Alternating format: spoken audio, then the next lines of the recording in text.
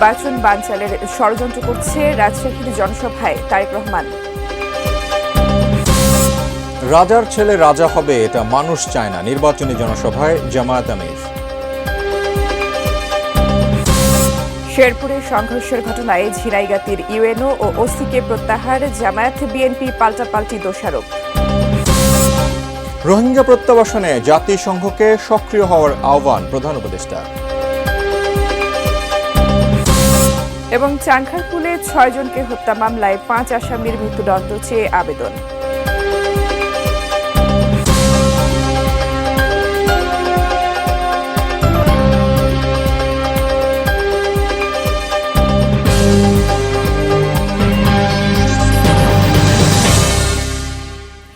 ATN news দেখছেন। আমন্ত্রণ জানাচ্ছি সন্ধ্যা 6টায় প্রাইম নিউজে। আজ আপনাদের সঙ্গে রয়েছি আমরা দুজন, আমি ফরহিন টুম্পা এবং আমি এস এম আব্দুল শাকুর। এতক্ষণ নাসির সিনটেক্স গ্রুপের সৌজন্যে শিরোনাম শুনছিলেন। এবার বিস্তারিত। শুরুতেই বেলামের সৌজন্যে জাতীয় নির্বাচন ও গণভোটের খবর।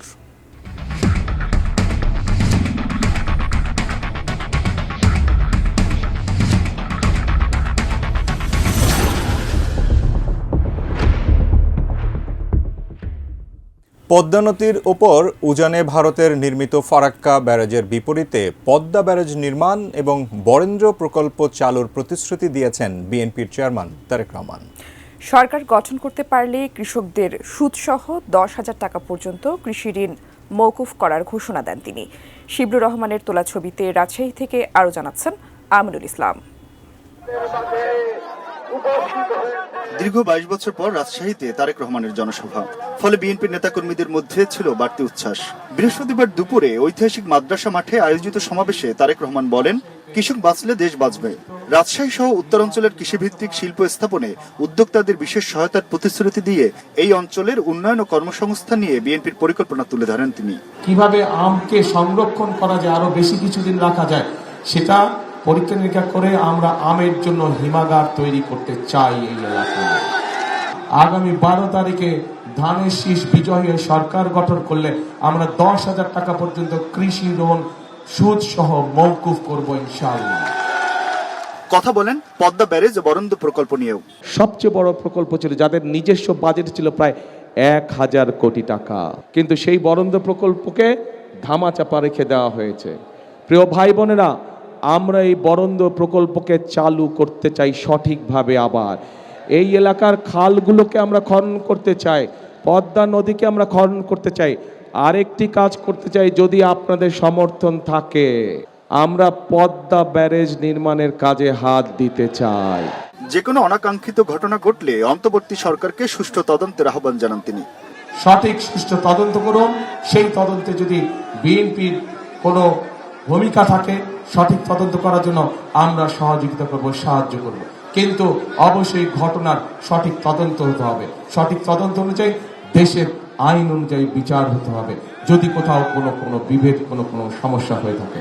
নির্বাচন নিয়ে যে কোনো ষড়যন্ত্র রুখতে নেতাকর্মীদের সজাগ থাকার আহ্বান জানান বিএনপি চেয়ারম্যান। জনগণ যদি 12 তারিখে সজাগ থাকে, জনগণ যদি 12 তারিখে সতর্ক থাকে, 13 তারিখ থেকে শুরু হবে জনগণের দিন ইনশাআল্লাহ। এই বাংলাদেশে 13 তারিখ থেকে হবে জনগণের দিন। উত্তরবঙ্গের সন্তান বিএনপি চেয়ারম্যান তারেক রহমান রাজশাহী বিভাগের 39 জন প্রার্থীকে পরিচয় করিয়ে দিয়ে ধানের শীষের পক্ষে ভোট চাইলেন এবং বললেন, ভোট দিলে সকল ষড়যন্ত্রের জাল ছিন্ন করে আগামীর বাংলাদেশ গড়বেন তিনি। রাজশাহীর মাদ্রাসা মাঠ থেকে আমিনুল ইসলাম, এটিএন নিউজ। রাজশাহীর পর নওগাঁয় নির্বাচনী জনসভায় যোগ দেবেন বিএনপির চেয়ারম্যান তারেক রহমান। এ বিষয়ে বিস্তারিত জানাতে যুক্ত হচ্ছেন সহকর্মী আমিনুল ইসলাম। আমিনুল, আমরা দর্শকদের জানাচ্ছিলাম যে নওগাঁর উদ্দেশ্যে এরই মধ্যে রওনা হয়েছেন বিএনপি চেয়ারম্যান তারেক রহমান। নওগাঁয় বিএনপি চেয়ারম্যান তারেক রহমানের কি কর্মসূচি রয়েছে, বিস্তারিত জানাবেন।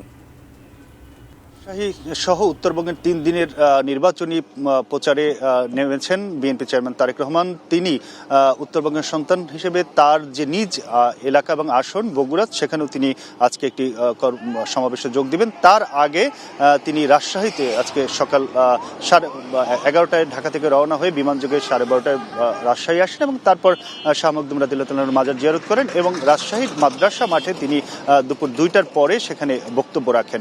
সেই বক্তব্যের পরে তিনি রওনা হন নওগাঁয় কাজী মোড়ের এটিএম যে মাঠ, সেখানে একটি সমাবেশ রয়েছে। কিছুক্ষণের মধ্যেই তিনি সেখানে প্রবেশ করবেন এবং তিনি বক্তব্য রাখবেন। ইতিমধ্যেই তিনি একেবারেই সমাবেশ স্থলের কাছে রয়েছেন, সেখানে সমাবেশের স্থলে তিনি বক্তব্য রাখবেন। এরপরে তিনি বগুড়া যাবেন, বগুড়াতে গিয়ে রাতে সেখানে আরেকটি কর্মসূচি রয়েছে, সেই সমাবেশে তিনি বক্তব্য রাখবেন। বিএনপি চেয়ারম্যান যেদিন থেকে নির্বাচনী প্রচার শুরু হয়েছে নির্বাচন কমিশনের বিধি অনুযায়ী, সেদিন থেকেই একাধিক কর্মসূচিতে অংশ নিয়ে তার দলের পক্ষে ভোট চাচ্ছেন।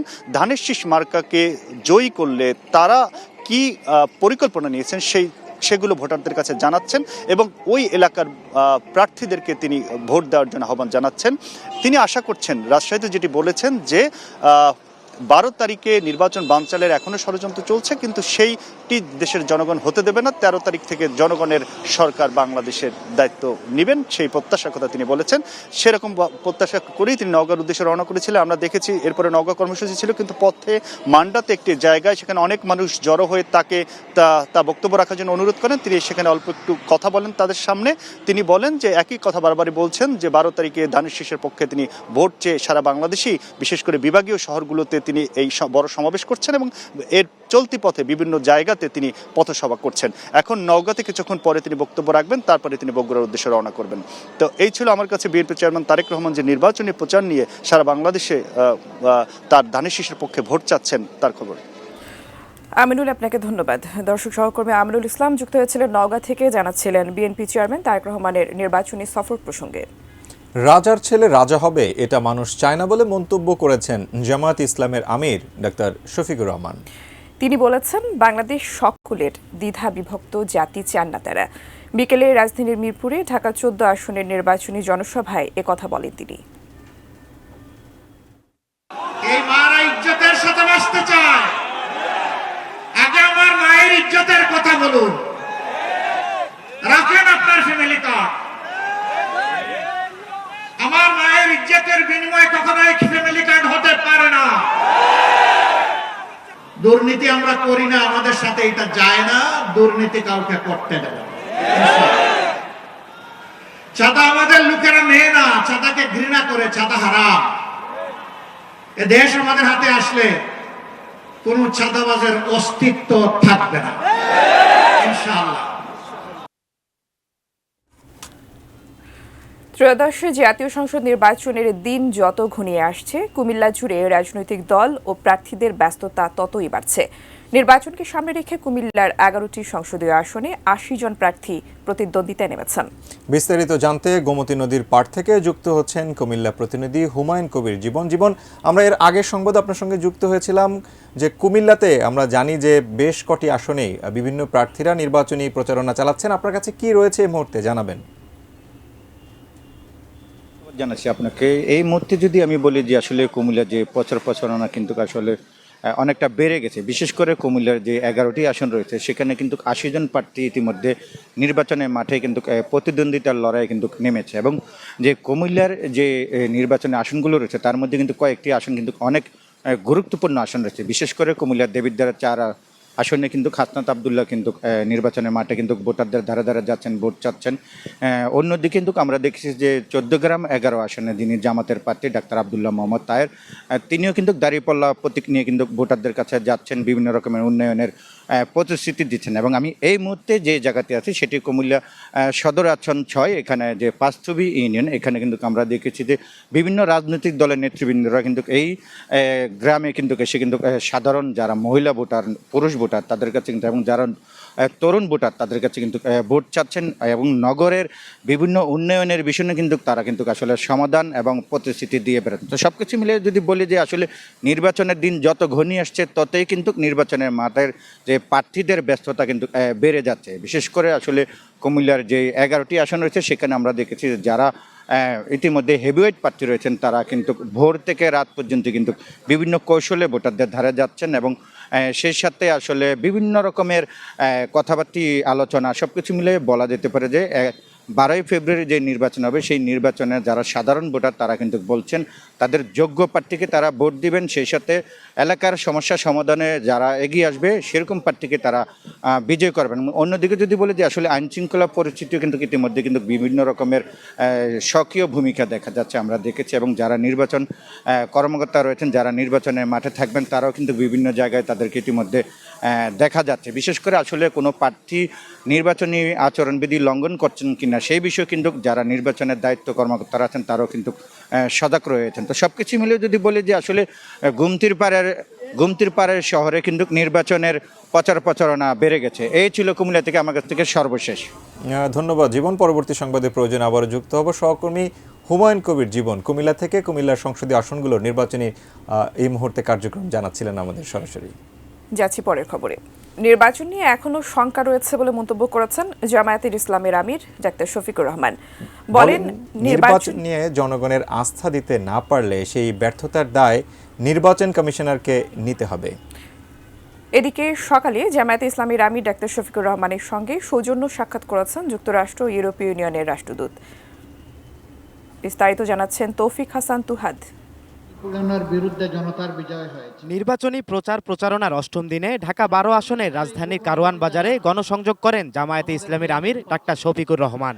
এই যুবকদের কারণেই আপনারা এই মিটিংয়ে আসতে পেরেছেন। জামায়াতে ইসলামীর আমির বলেন, তরুণরা দেশ গড়ার কারিগর, তাদের নিয়ে আগামীর বাংলাদেশ গড়ে তোলার প্রতিশ্রুতি দেন তিনি।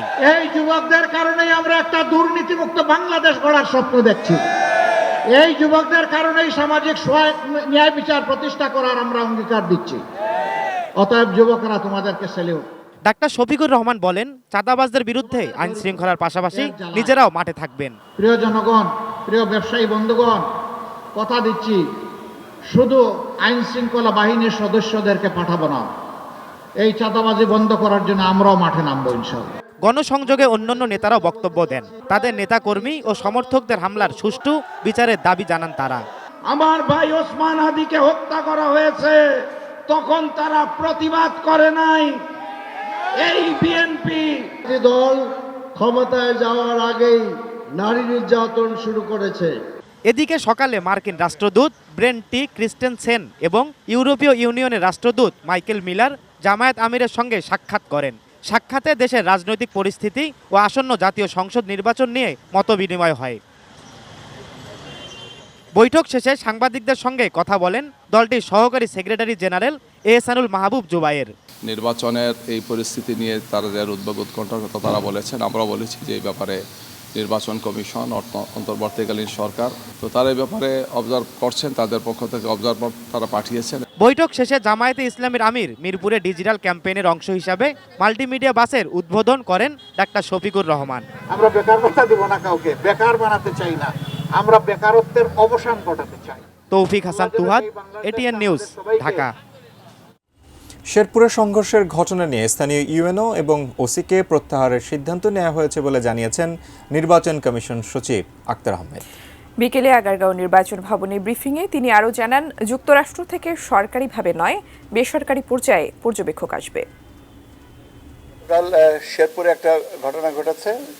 নির্বাচনী আপনার যে প্রচারণা সম্পর্কিত আমাদের আচরণ বিধিতে একটা বিধান রাখা হয়েছে যে যেখানে সৌহার্দ্যপূর্ণ পরিবেশে আচরণ ইশতেহার পাঠ করে নির্বাচনী প্রচারণা করবেন, কিন্তু সেখানে একটা দুর্ভাগ্যজনক ঘটনা ঘটেছে এবং তার ধারাবাহিকতায় প্রশাসনিক সিদ্ধান্ত হিসেবে এই মুহূর্তে ইউএনও এবং ওসিকে প্রত্যাহার করার সিদ্ধান্ত নেওয়া হয়েছে।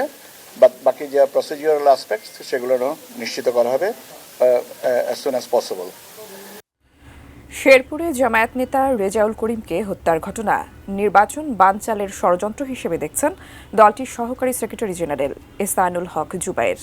রাজধানীর মগবাজারে তাদের কেন্দ্রীয় কার্যালয়ে মন্তব্য করেন তিনি। পরে এর প্রতিবাদে বিক্ষোভ সমাবেশ ও মিছিল করে জামায়াত সহ 11 দল। বিস্তারিত রবিউল ইসলাম রবির রিপোর্টে। বুধবার শেরপুর ঝিনাইগাতীতে সহকারী রিটার্নিং কর্মকর্তার নির্বাচনী ইশতেহার পাঠ অনুষ্ঠানে গিয়েছিলেন শ্রীবর্দী উপজেলা জামায়াতের সেক্রেটারি রেজাউল করিম। এ সময় বিএনপির সঙ্গে সংঘর্ষে গুরুতর আহত হন তিনি। হাসপাতালে নেয়ার পর তার মৃত্যু হয়। এর প্রতিবাদে বৃহস্পতিবার দুপুরে রাজধানীর মগবাজার কেন্দ্রীয় কার্যালয়ে সংবাদ সম্মেলন করে জামায়াত। বিএনপির যিনি প্রার্থী তার নেতৃত্বে তিনি উস্কানি দিয়েছেন। সেখানে দলটির সহকারী সেক্রেটারি জেনারেল এহসানুল মাহবুব জোবায়ের অভিযোগ করেন, প্রশাসনের ব্যর্থতা ও বিএনপি প্রার্থীর উস্কানিতেই এই হত্যাকাণ্ড ঘটেছে। পুলিশ ও প্রশাসনের ভূমিকা একপাক্ষিক ছিল বলেও অভিযোগ করেন তিনি।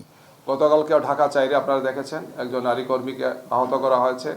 বিভিন্ন জায়গায় এই ধরনের একের পর এক ন্যাক্কারজনক ঘটনা বিএনপির সন্ত্রাসীরা ঘটিয়ে যাচ্ছেন। আইন শৃঙ্খলা বাহিনী এবং নির্বাচন কমিশনকে আমরা আহ্বান জানাচ্ছি, তাদের পক্ষ থেকে আমরা দৃশ্যত কার্যকর পদক্ষেপ আমরা আশা করি। অন্যথায় দেশবাসীকে সাথে নিয়ে আমাদেরকে এই সন্ত্রাসীদের বিরুদ্ধে, খুনিদের বিরুদ্ধে আমাদেরকে জনপ্রতিরোধ গড়ে তুলতে আমরা বাধ্য হব।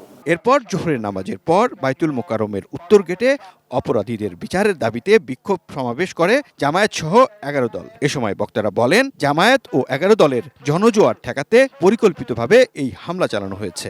নেতারা হুঁশিয়ারি দিয়ে বলেন, জামায়াতের ধৈর্যকে যেন দুর্বলতা ভাবানা হয়। ঐক্যবদ্ধ থাকুন, আজাদের মিছিল চালু করুন, পলাশির প্রান্তরে চলুন। আমরা চাই একটি নতুন বাংলাদেশ। আমরা ধৈর্য ধরেছি, তার অর্থ এই না আমরা ঘুমিয়ে গিয়েছি। 12 তারিখের নির্বাচনকে যারা ভয় পেয়েছে তারাই এখন খুন করে জনগণকে ভয় পাইয়ে দিতে চায়। সুষ্ঠু নির্বাচন নিশ্চিত করার জন্য পদক্ষেপ নেন, সন্ত্রাসীদের গ্রেফতার করুন। সমাবেশ শেষে মিছিল নিয়ে শান্তিনগর প্রদক্ষিণ করেন তারা। রবিউল ইসলাম রবি, এটি নিউজ, ঢাকা। ছোট ঘটনাকে কেন্দ্র করে শেরপুরে সহিংসতা এবং সংঘাত তা কোনোভাবেই কাম্য নয় বলে মন্তব্য করেছেন বিএনপির নির্বাচন পরিচালনা কমিটির মুখপাত্র মাহদি আমিন। তিনি বলেন, গণঅভ্যুত্থানের পর সবার প্রত্যাশিত এই নির্বাচন উৎসবমুখর করতে রাজনৈতিক দলগুলোকে এগিয়ে আসতে হবে। আরও জানাচ্ছেন নাজিয়া আফরিন। ত্রয়োদশ জাতীয় সংসদ নির্বাচনের বাকি 2 সপ্তাহেরও কম সময়। রাজনৈতিক দলগুলো দেশব্যাপী নির্বাচনী প্রচারে ব্যস্ত। নির্বাচন সামনে রেখে জনসাধারণের জন্য যেসব কাজ করতে চায় বিএনপি তা বিস্তারিত পডকাস্টের মাধ্যমে তুলে ধরবেন তারেক রহমান। বৃহস্পতিবার সকালে গুলশানে এক সংবাদ সম্মেলনে এ তথ্য জানান বিএনপির নির্বাচনী পরিচালনা কমিটির মুখপাত্র মাহদি আমিন। এই পডকাস্ট শোয়ে বাংলাদেশ জাতীয়তাবাদী দল বিএনপি চেয়ারম্যান জনাব তারেক রহমান সাংবাদিকদের এক প্রশ্নের জবাবে শেরপুরে নির্বাচনী ইশতেহার ঘোষণার অনুষ্ঠানকে কেন্দ্র করে সহিংসতা ও সংঘাতের ঘটনা অনাকাঙ্ক্ষিত মন্তব্য করে দ্রুত সুষ্ঠু তদন্তের দাবি জানিয়েছেন মাহদি আমিন। তিনি প্রশ্ন তোলেন, এ সংঘাত কি এড়ানো যেত না? গণঅভ্যুত্থানের পর সবার প্রত্যাশা ছিল এমন একটি নির্বাচন যেখানে পরিবেশ হবে উৎসবমুখর, সংঘাতময় নয়। বিএনপির বড় লক্ষ্য নির্বাচন যেন বিতর্কমুক্ত ও শান্তিপূর্ণ থাকে এবং নির্বাচনকে ঘিরে কেউ যেন কোনো সংঘাতময় পরিস্থিতি সৃষ্টি করতে না পারে। আমরা সামগ্রিকভাবে প্রশাসন ও আইনশৃঙ্খলা বাহিনীকেও আরও জোরালো ভূমিকা রাখার আহ্বান জানাচ্ছি। আমরা সেই ফ্যাসিবাদে আমলে ঘুরে ফেরত যেতে চাই না, যেখানে কোনো কিছু হলেই দোষারোপের রাজনীতি হবে, কোনো কিছু হলেই সেটাকে নিয়ে স্বার্থ হাসিলের একটা নতুন বয়ান তৈরি করা হবে। শেরপুরে এই ঘটনার পুনরাবৃত্তি যেন দেশের কোথাও না ঘটে সেই জন্য অন্তর্বর্তী সরকারের প্রতি জোরালো আহ্বান জানান মাহদি আমিন। বলেন, সব রাজনৈতিক দলের কাছ থেকে দায়িত্বশীল আচরণের প্রত্যাশা গণমানুষের। চাইতে বেশি শান্তি প্রতিষ্ঠা, বিতর্কমুক্ত নির্বাচন আমাদের একটা অগ্রাধিকার। আমরা এই জন্য প্রতিটি রাজনৈতিক দলের কাছ থেকে সহযোগিতা প্রত্যাশা করি। নাজিয়া আফরিন, এটি নিউজ, ঢাকা। সন্ধ্যা 6টার প্রাইম নিউজে নিচ্ছি বাইজিদ স্টিল বিরতি। এরপর আরও থাকছে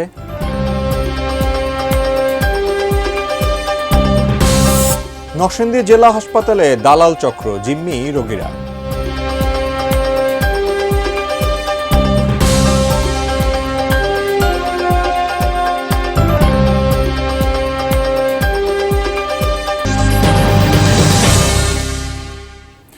বিরতির পর আবারও স্বাগত। সন্ধ্যা 6টার প্রাইম নিউজ দেখছেন। এবার বাণিজ্য সংবাদ presented by Pubali bank PLC.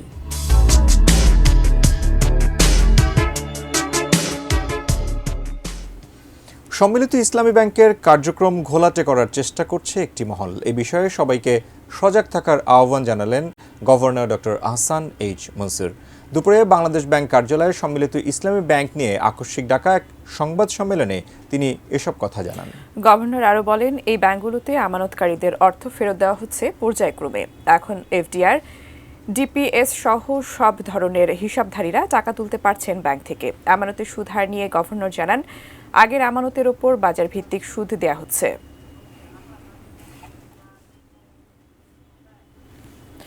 এবারে নাদিয়া ফার্নিচারের সৌজন্যে আন্তর্জাতিক বাণিজ্য মেলার খবর মেলায় মেলায়।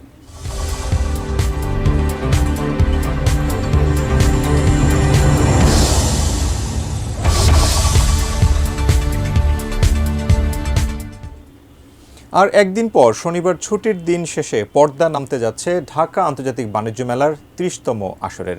পূর্বাচলে বাংলাদেশ চায়না এক্সিবিশন সেন্টারে মাসব্যাপী এ আসরে ক্রেতা দর্শনার্থী ও বিক্রেতাদের পদচারণা মুখর মেলা প্রাঙ্গণ। শেষ সময়ে এসে মেলায় দেখা গেছে হকারদের দৌরাত্ম্য। বিস্তারিত জানাতে যুক্ত হচ্ছে নারায়ণগঞ্জ প্রতিনিধি হাসান মজুমদার বাবলু। বাবলু, হকারদের দৌরাত্মের কথা বলছিলাম, আসলে কি অবস্থা দেখছেন এবং একেবারে শেষ সময় মেলা রয়েছে, কি দেখছেন? দর্শনার্থীর ভিড় নিশ্চয়ই অনেক বেড়েছে, বেচা বিক্রি কেমন চলছে বিস্তারিত জানাবেন। আন্তর্জাতিক বাণিজ্য মেলার কিন্তু 28তম দিন, অর্থাৎ আর একদিন পরে কিন্তু ঢাকা আন্তর্জাতিক বাণিজ্য মেলার পর্দা নামছে।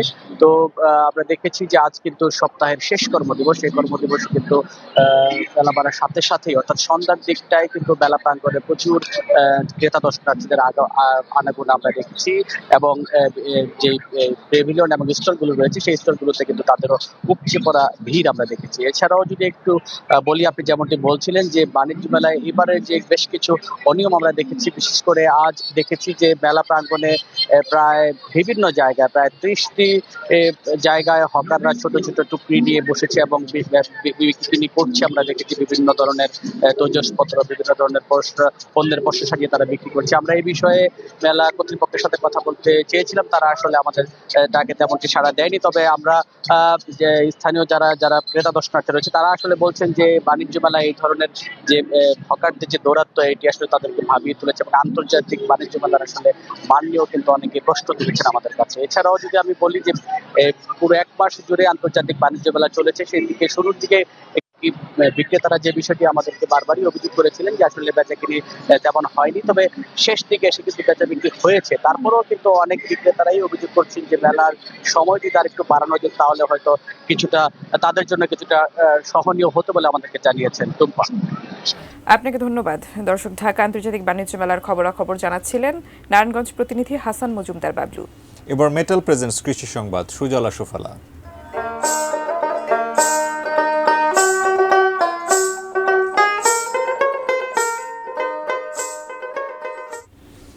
শুধু ফসলের আয়ে সংসার চলছে না কিশোরগঞ্জের হাওরপাড়ের কৃষকদের, তাই বাড়তি আয়ের আশায় গরু পালন করছেন নিকলী উপজেলার প্রতিটি গ্রামের মানুষ। ছাতিরচর গ্রামে বর্তমানে 9 থেকে 10 হাজার গরু রয়েছে। ছোট গরু কিনে মোটাতাজা করে বিক্রি করছে কৃষক পরিবারগুলো, যা তাদের জীবনে আনছে সচ্ছলতা। হাওরের আশপাশে ও পতিত জমিতে ঘাস চাষ করেন। এখানে গরু লালন পালন তাই অনেকটাই সহজ। গোবর থেকে তৈরি করছে জ্বালানি, এতেও সংসারের খরচও কমে। ছাতিরচরের গরু লালন পালন দেখে আশপাশের গ্রামেও শুরু হয়েছে এই ধারা। তাদের সহযোগিতা দিচ্ছে প্রাণী সম্পদ দপ্তর।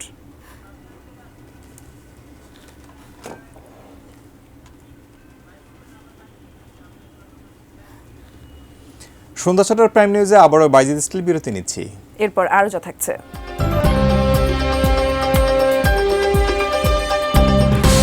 চীনের দিকে ঝুঁকছে যুক্তরাজ্য, বাণিজ্য জোরদারে শি স্টারমার বৈঠক।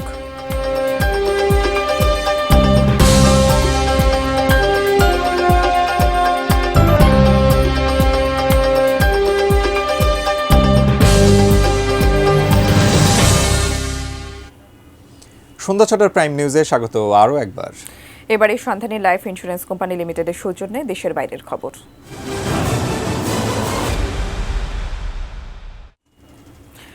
সাম্প্রতিক সময়ে যুক্তরাষ্ট্রের প্রতি আস্থা হারানো এবং অনিশ্চয়তার কারণে চীনের দিকে ঝুঁকছে বিভিন্ন দেশ।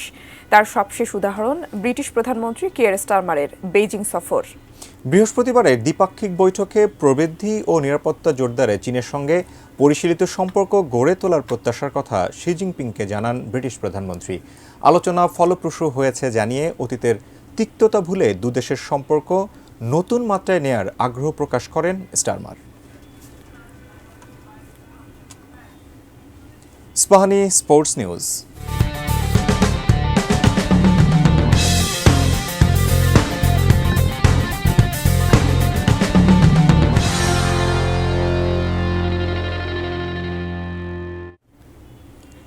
ব্যাংককে অনুষ্ঠিত প্রথম নারী সাফ ফুটসালে অপরাজিত চ্যাম্পিয়ন হয়েছে বাংলাদেশ নারী ফুটসাল দল। হযরত শাহজালাল আন্তর্জাতিক বিমানবন্দর থেকে ছাদখোলা বাসে জনতার ভালোবাসায় সিক্ত হওয়ার অপেক্ষায় তারা, কারণ ইতিমধ্যেই তারা নেমেছেন এয়ারপোর্টে, বাসে উঠবেন বলে এমন এক অবস্থায় রয়েছেন। সেখানে আছেন সহকর্মী জেনিয়া চিসিম, আমরা যুক্ত হচ্ছি তার সঙ্গে। জেনিয়া, আপনি এই মুহূর্তে আসলে কোথায় রয়েছেন, বিমানবন্দরে কোথায় রয়েছেন, এবং আপনি সাবিনা, কৃষ্ণা, সুমাইয়া, মাসুরাদের দেখেছেন কিনা, তাদের আসলে এই মুহূর্তে কি অবস্থা, আমাদের বিস্তারিত জানাবেন। করে নেওয়ার জন্য বিমানবন্দরে কিন্তু এর মধ্যে দেখতে পাচ্ছেন যে সব ধরনের প্রস্তুতি নেওয়া শেষ। আমরা কিছুক্ষণ আগেই কিন্তু সাবজয়ী ফুটবলাররা এই বিমানবন্দরে এসে পৌঁছেছে। 5:30টার দিকে তারা ল্যান্ড করেছে থাইল্যান্ড থেকে, এবং তারপরেই কিন্তু আসলে ভিতরে যে আনুষ্ঠানিকতা সেই এখন পর্যন্ত তারা বিমানবন্দর থেকে বের হয়নি। কিন্তু এখানে যে প্রস্তুতি রয়েছে সব ধরনের প্রস্তুতি কিন্তু শেষ, এবং ছাদ খোলা বাসে আপনি জানেন যে আজকে সাবজয়ী ফুটবলারদের অর্থাৎ ফুটসাল জয়ী চ্যাম্পিয়ন দলটাকে বরণ করে নেওয়ার জন্য ছাদখোলা বাস প্রস্তুত করেছে বাফুফে, এবং এই ছাদখোলা বাসে করেই তারা বিমানবন্দর থেকে হাতিরঝিলের উদ্দেশ্যে রওনা দেবে, এবং সেখানে কিন্তু একটা সংবর্ধনার আয়োজন করে রেখেছে বাফুফে।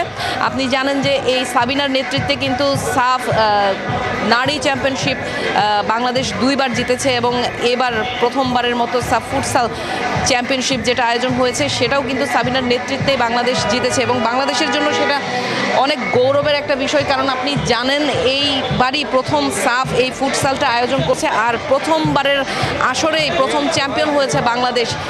সেই জন্যই কিন্তু এইখানে বিমানবন্দরে যেমন গণমাধ্যম কর্মীদের ভিড়, তেমনি কিন্তু ফুটবল প্রেমীরাও ভিড় জমিয়েছেন। আমি যদি আপনাদেরকে দর্শক, ব্যাংককে অনুষ্ঠিত প্রথম নারী সাফ ফুটসালে অপরাজিত চ্যাম্পিয়ন হয়েছে বাংলাদেশের নারী ফুটসাল দল। এ নিয়ে আন্তর্জাতিক বিমানবন্দর থেকে বিস্তারিত জানাচ্ছিলেন সহকর্মী জেনিয়া চিসিম। দর্শক, এই ছিল সন্ধ্যা 6টার প্রাইম নিউজ। সঙ্গে থাকার জন্য ধন্যবাদ সবাইকে।